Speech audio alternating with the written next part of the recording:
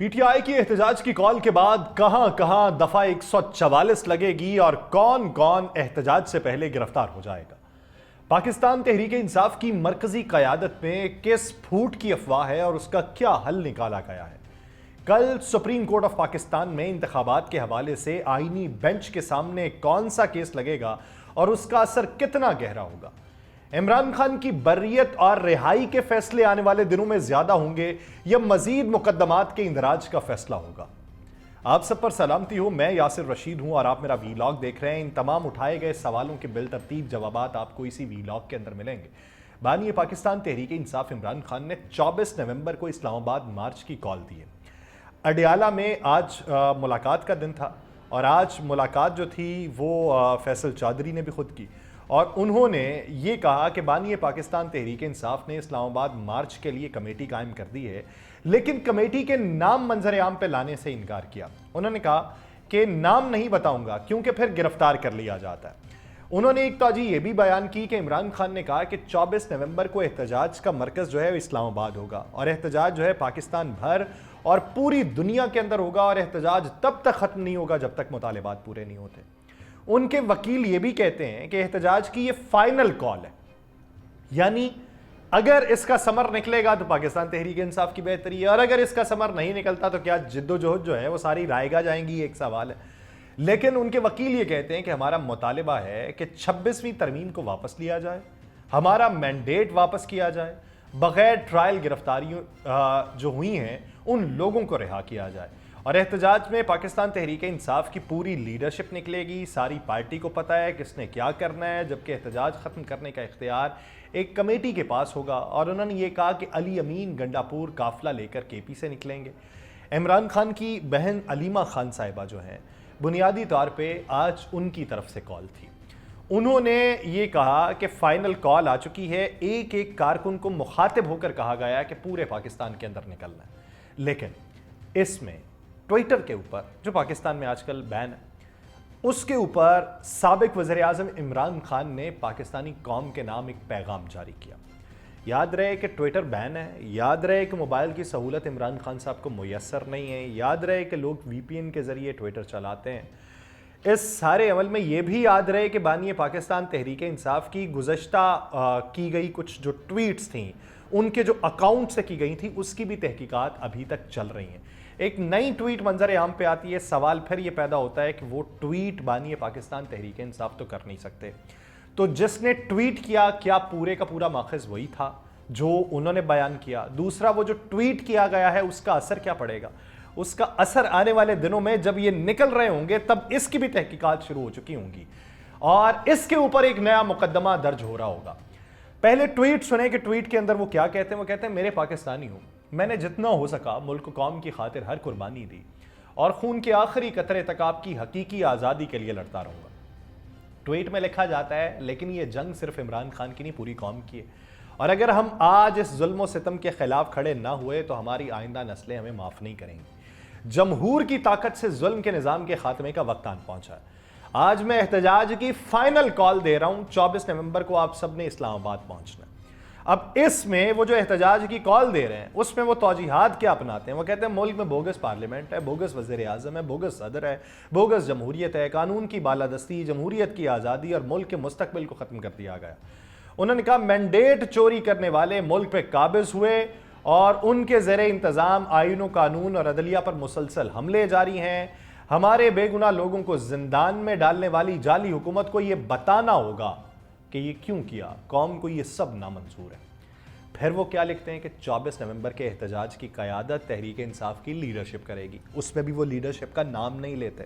میں اس کا امپیکٹ بتاؤں گا کہ اس ٹویٹ کا امپیکٹ کیا پڑے گا۔ یہ کارکنان پہ، پاکستان تحریک انصاف پہ جو امپیکٹ آنا ہے وہ تو پارٹی کارکنان دیکھیں گے، حکومتی سطح پہ کیا امپیکٹ پڑے گا۔ وہ اس ٹویٹ کے اندر یہ لکھتے ہیں کہ پارٹی رہنماؤں کو جامع احتجاجی پلان دے دیا۔ احتجاجی پلان، احتجاج کا لفظ ہے، اور گزشتہ دنوں میں نے پاکستان تحریک انصاف کے ایک سینئر لیڈرشپ کے منہ سے احتجاج کا لفظ نکلتے اور پھر اس کو واپس لیتے ہوئے سنا۔ انہوں نے کہا میں احتجاج کا لفظ استعمال کر رہا تھا، احتجاج نہیں، ہم اپنے حق کی بات کر رہے ہیں۔ वो एहतजाज का लफ्ज़ उन्होंने वापस लिया, क्यों लिया उस पर भी बात करेंगे। ट्वीट के अंदर लिखा जाता है, मैंने एक कमेटी तश्कील दे दी, एहतजाज को लीड करने और ख़त्म करने का इख्तियार उस कमेटी के पास होगा। मुज़ाकरात जब करने होंगे, जिससे भी करने होंगे, जिस किसी को आगे किया जाएगा, हमारी कमेटी उनसे मुज़ाकरात करेगी। अब सवाल ये पैदा होता है कि मुज़ाकरात के लिए हुकूमती लोग आ जाएं, तो क्या मुज़ाकरात किए जाएंगे या मुज़ाकरात से इनकार कर दिया जाएगा? माजी करीब के अंदर जिनसे मुज़ाकरात की बात कर रहे थे, उस पे वो बुनियादी बयानिया जो पहले अपनाया गया था उसकी नफी होती थी। तो अब की बार वो क्या होगा? अब की बार क्या अली अमीन गंडापुर साहब चाय पीने के लिए या कुछ देर सस्ताने के लिए वो खैबर पख्तूनख्वा हाउस तो नहीं चले जाएंगे? उन्होंने उस ट्वीट में कहा, मैं अपनी पार्टी क़यादत को यह हिदायत करता हूं कि एहतजाज की जामे मनसूबाबंदी करें और अपने हल्के के लोगों को इस हवाले से मुकम्मल आगही दें। एक भरपूर लेकिन पुरअमन एहतजाज के लिए तैयार रहें। जहां ये एहतजाज party leaders, मेंबरान assembly, ticket holders, nazmeen और सूबाई और मकामी तंजीमों का इम्तिहान है, वहीं ये हर तबका फ़िक्र से ताल्लुक़ रखने वाले आम आदमी का भी इम्तिहान है। और मैं हर तबके बशमूल अपने कारोबारी तबके, सिविल सोसाइटी, कानूनी बरादरी, किसानों, रेडी बानों, तनख्वाहदार तबके से कहता हूँ इस्लामाबाद पहुँचे। मेरे नौजवान और तलबा जिनका मुस्तकबिल बिलखुसूस दाव पर है, उनको ये हिदायत देना चाहता हूँ कि आपने इस तहरीक में बढ़ चढ़ कर हिस्सा लेना है। अपने बैरून मुल्क मुकीम पाकिस्तानियों को भी मेरा ये पैगाम है कि कौम के मुस्तकबिल की खातिर दुनिया भर में एहतजाज का हिस्सा बने और पार्टी फंडिंग में भी भरपूर हिस्सा लें। मुझे अपनी कौम पर मुकम्मल भरोसा है और मैं ये पेशगोई कर रहा हूँ कि 24 नवंबर को पूरा पाकिस्तान इस्लामाबाद पहुँचेगा और अवाम का समंदर हर रुकावट और हर कंटेनर को बहा के ले जाएगा। उस दिन यक ज़बान होकर पूरी कौम के यही मुतालिबात होंगे कि 26वीं आईनी तरमीम कलअदम करार देकर आइन को अपनी पुरानी हालत में बहाल किया जाए, चोरी शुदा मैंडेट की वापसी की जाए और बग़ैर ट्रायल गिरफ्तार सियासी कैदियों की रिहाई मुमकिन बनाई जाए। अच्छा, उसमें वो एंड पे क्या लिखते हैं, उनसे मंसूब है, खुद तो लिख नहीं रहे होंगे, उनसे मंसूब है कि अब की बार हमने अपने मुतालिबात की मंजूरी तक वापस नहीं लौटना। मैं आज के दिन आपको ये बता रहा हूँ कि इसी ट्वीट की बुनियाद के ऊपर कि जो खुद बानी पाकिस्तान तहरीक इंसाफ इमरान खान ने अपने हाथों नहीं की, अपने किसी वकील को बताई होगी, किसी रिश्तेदार को बताई होगी, किसी पार्टी क़यादत में मौजूद रहनुमा को बताई होगी और वो जाके लिख दी गई होगी। अब इस पे इम्पैक्ट क्या पड़ेगा? 24 नवंबर से पहले का इम्पैक्ट बताता हूँ। उससे पहले जो मेन क़यादत है उसके गिर्द घेरा तंग होगा, क्योंकि राना सनाउल्लाह साहब वाज़े तौर पे ये पैगाम दे चुके हैं कि अगर आप ये बयान देंगे कि कफन बांध कर आएंगे तो फिर पुलिस क्या चुप बैठी रहेगी? पहले गिरफ्तारियां करने की कोशिश की जाएंगी, घेरा तंग किया जाएगा, मुख्तलिफ रहनुमाओं को गिरफ्तार किया जाएगा, बड़े शहरों के अंदर दफ़ा 144 नाफिज कर दी जाएगी, यानी लाहौर, गुजरांवाला, फैसलाबाद, रावलपिंडी, मुल्तान, बहावलपुर, इन शहरों के अंदर बाकायदा तौर पर दफ़ा 144 का नफाज हो चुका होगा। क्योंकि इन दिनों में इन्होंने एक तो लॉकडाउन भी शुरू कर रखा है स्मॉग की वजह से, फिर दफ़ा 144 बुनियाद बनाई जाएगी और उस पर जो है वो गिरफ्तारी अमल में लाई जाएंगी। दूसरी बात ये कि जब कहा गया कि हर रुकावट को क्रॉस करके आना है, तो वो रुकावटें जो ये अपने कमिश्नर्स और डेप्यूटी कमिश्नर्स से बाकायदा अहकामात की सूरत में लगवाएंगे, उसको अगर कोई उबूर करता है तो उस पर अलग से मुकदमात बनाए जाएंगे। फिर एक और अहम बात, इसके अंदर जो इमरान खान साहब ने ये कहा कि मैं पूरी दुनिया के अंदर मौजूद पाकिस्तानियों से कहता हूं कि वो पार्टी फंड में हिस्सा डालें। मैं आज ही बता रहा हूं कि मुस्तकबिल करीब में इस पे एक नया केस खुल रहा होगा कि पाकिस्तान में जो एहतजाज हुआ इसकी फंडिंग बैरून मुल्क से हुई और उन ताकतों ने की जो पाकिस्तान के बारे में सही नहीं सोच रहे थे। मैं आज ये आपको कह रहा हूं और ये ऐसा होगा, इसी ट्वीट की बुनियाद पे होगा, इसी ट्वीट पे नए मुकदमात दर्ज हो रहे होंगे और उसको लेके जो उसकी दर्जाबंदी की जाएगी, एक मुकदमात इसका, एक ये, और सारी की सारी जिम्मेदारी जो है वो बानी पाकिस्तान तहरीक इंसाफ पे डाल रहे होंगे। सवाल ये बनता है कि अगर आप ये समझते हैं कि ये फॉर्म 47 की हुकूमत है, आप समझते हैं मैंडेट चोरी का है, आप समझते हैं आपके रहनुमाओं को सियासी कैद के अंदर रखा गया है, तो फिर ये उम्मीद कैसे लगाई जा सकती है कि सारी रुकावटें तोड़ के वो जो हैं वो चुप बैठे रहेंगे? वो भी उल्टे इकदामात करेंगे और वो जो इकदामात करेंगे उससे बेहतरी का आसार जो है वो तो कम अज़ कम दिखाई नहीं दे रहा। खुदा से हमें ये उम्मीद रखनी चाहिए कि ममलकत खुदादाद पाकिस्तान के अंदर हमने जो देख लिया, हमारी आंखें सिर्फ इतना ही देख सकती थी, ہم صرف اتنا ہی بوجھ برداشت کر سکتے تھے، اس سے مزید نہیں، تو کسی اچھے کی امید رکھنی چاہیے۔ لیکن پاکستان تحریک انصاف کے لیے ایک اور بڑا چیلنج بھی ہے۔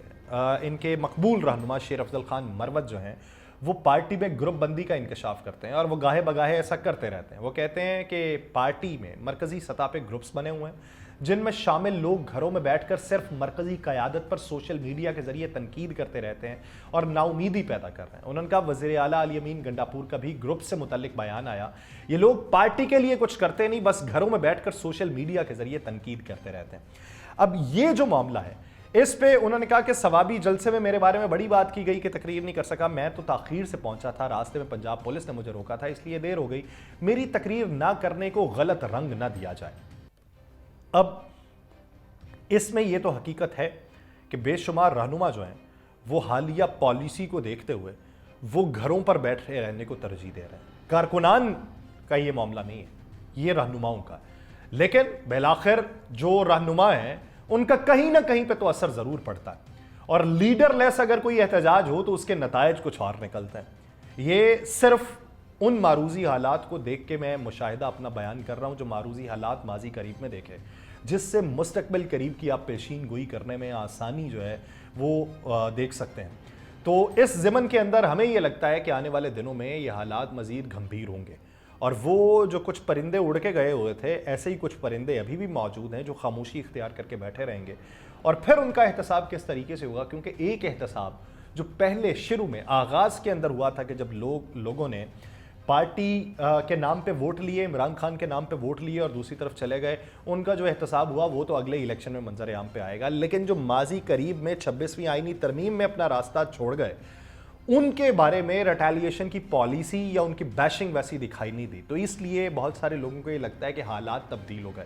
ابھی آنے والے دنوں میں یہ بھی پتہ چلے گا کہ حالات تبدیل ان کے مطابق ہوئے ہیں یا اور سطح پہ ہوئے ہیں۔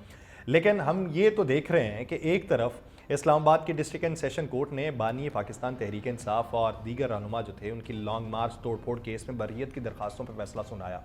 جج یاسر محمود تھے جنہوں نے اس کیس کے اندر انہیں بری کر دیا، اور جن سیاسی شخصیات کو کیس سے بری کیا گیا ان میں اسد کیسر ہیں، سیف نیازی ہیں، شیخ رشید ہیں، صداقت عباسی ہیں، فیصل جاوید ہیں اور علی نواز آوان شامل ہیں۔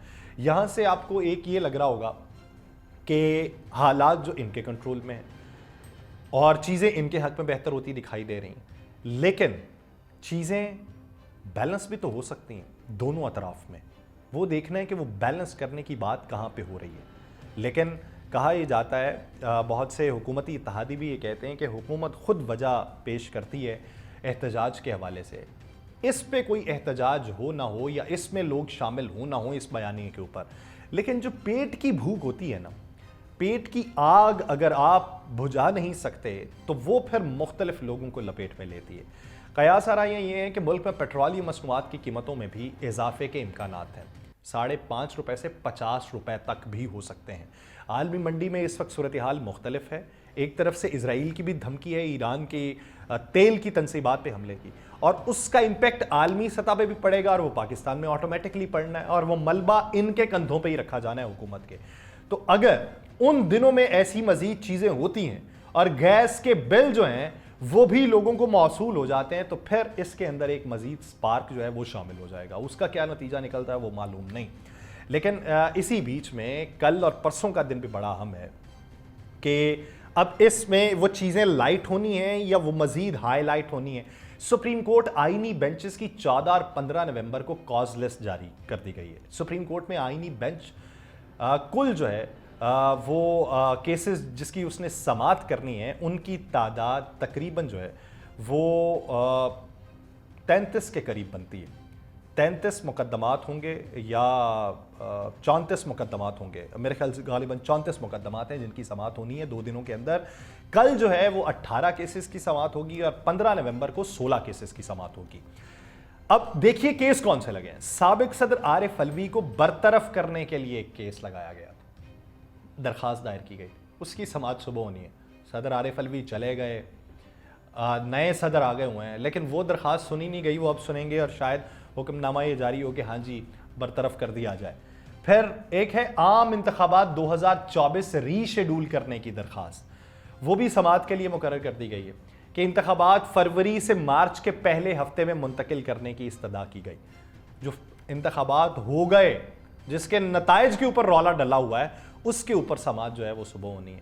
اسی طرح بیرون ملک کاروبار اثاثے رکھنے والے ارکان اسمبلی کی نااہلی، سرکاری افسران کے غیر ملکیوں سے شادی پر پابندی کے لیے دائر درخواست بھی سماعت کے لیے مقرر ہوگی۔ اب اس دوران کس نے جائیدادیں مزید بنا لیں، کس نے شادیاں کر لیں، کن کے اوپر تلواریں مزید لٹکیں گی، اپوزیشن اس کی لپیٹ میں آئے گی یا حکومت اس کی لپیٹ میں آتی ہے، یہ سارا کچھ ہوگا۔ پھر پی ڈی ایم حکومت میں ہونے والی قانون سازی کا لدم قرار دینے، ماحولیاتی آلودگی سے متعلق مقدمات بھی سماعت کے لیے مقرر کر دیے گئے ہیں۔ جسٹس امین الدین خان کی سربراہی میں 6 رکنی آئینی بینچ کل سماعت کرے گا، اور کل ایک نیا پنڈورا باکس کھلتا ہوا دکھائی دے گا کہ پاکستانی سیاست کے سمت کو گامزن ہے اور اس سیاست کو ہیٹ مل رہی ہے یا کول ڈاؤن ہو رہی ہے۔ لیکن اسی بیچ میں جب یہی سارے منظرنامے ایک خبر ہے اور ازرہ تفنن سن لیں یا سن لیں کہ اس سے دل کو تھوڑا سا سکون ملے، لاہور ہائی کورٹ میں ایک شہری نے پاکستان میں کم از کم اجرت جو ہے وہ $1000 کرنے کی درخواست کی۔ عدالت عالیہ میں دائر درخواست میں وزیر اعظم شہباز شریف اور تمام وزرائے اعلیٰ کو فریق بنایا گیا ہے۔ موقف یہ اپنایا کہ پاکستان میں کم از کم تنخواہ جو ہے وہ 37,000 روپے، اور پاکستان میں 32 لاکھ سرکاری اور تقریباً 8 کروڑ نجی ملازمین ہیں۔